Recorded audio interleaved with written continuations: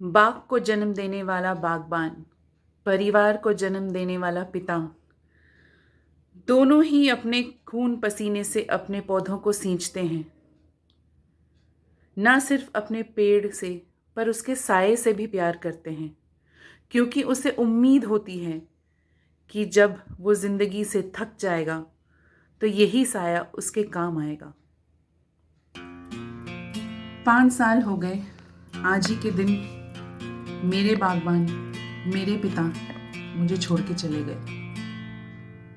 एक दूसरी दुनिया में, एक दूसरी राह पर निकल गए, एक दूसरी जर्नी पे चले गए। इतना कुछ कहना बाकी रह गया, इतना कुछ बोलना बाकी रह गया, इतना कुछ सीखना बाकी रह गया उनसे। बट मुझे एक बात तो यकीन है कि आज भी वो जहाँ पे भी हैं, उनका हाथ मेरे सिर पे हमेशा है। वो मुझे देख रहे हैं और आज की दिन मेरे साथ जो भी हो रहा है, मेरी जिंदगी में जो कुछ चल रहा है, उसमें वो कहीं ना कहीं उनकी सहमति जरूर है। मेरे डैडी हमेशा देने में विश्वास करते थे। उनका एक ही कहना था, कभी किसी के सामने हाथ मत फैलाना। बट इतना जरूर है, अगर अपने हाथ में एक चीज भी ज्यादा हो तो उसे किसी ऐसे को देना जिसको उसकी बहुत ज्यादा जरूरत हो। So every year on March 15th, we have been going and giving old clothes, grocery, utensils to an NGO called Goonj. ये NGO ऐसी जगहों पे ये चीज़ें भेजती हैं जैसे जहाँ फ्लड हुए हो, फैमिन हुए हो, जहाँ कोई कलामिटी हुई हो, जहाँ लोगों को ज़रूरत हो इन चीज़ों की। They make sure that these things are used in a proper way. तो हम उनके यहाँ पे कलेक्शन सेंटर है बहुत पास में ही। तो हर साल on March 15th we go and give these things to these people.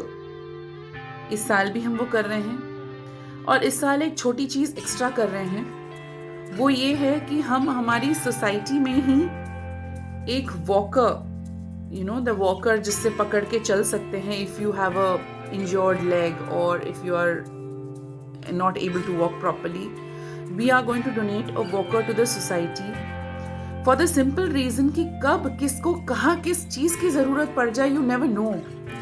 And हम कोई इस चीज़ का प्रचार नहीं कर रहे, it's just that I want कि अगर एक बंदा भी हमारे इस एक्ट से इंस्पायर हो जाए, that is well and good. Our service to mankind is not in vain.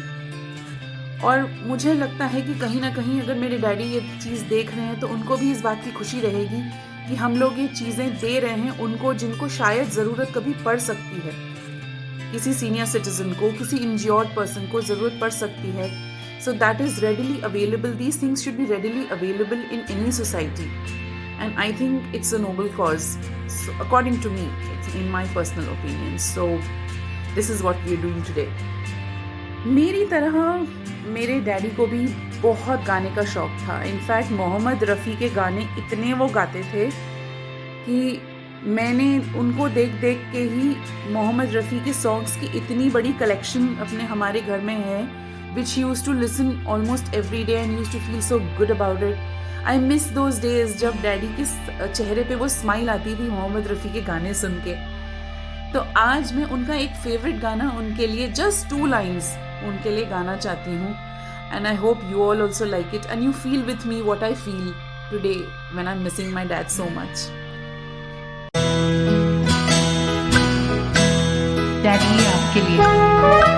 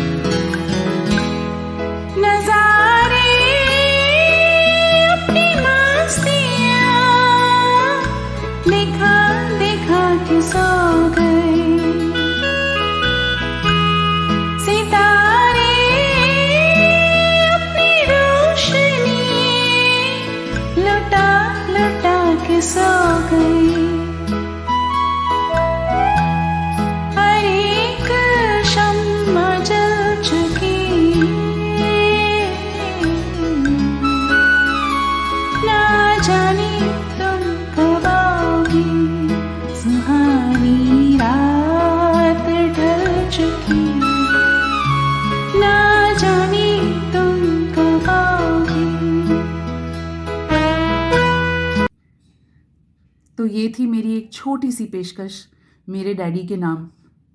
बस यही कहूँगी, बातें भूल जाती हैं, यादें याद आती हैं।